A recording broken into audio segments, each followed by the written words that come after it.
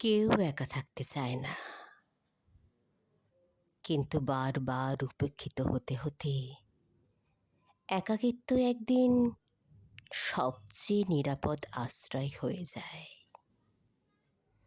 মানুষ পাশে পেয়েও যদি নিঃসঙ্গ অনুভব করে, তাহলে আস্তে আস্তে সে সঙ্গ চাওয়া বন্ধ করে দেয়।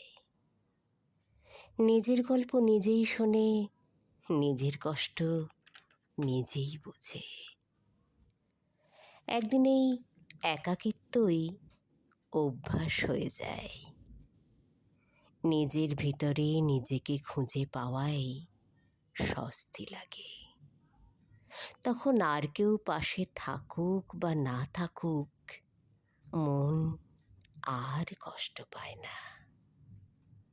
শুধু চুপচাপ বয়ে চলে সময়ের স্রোত।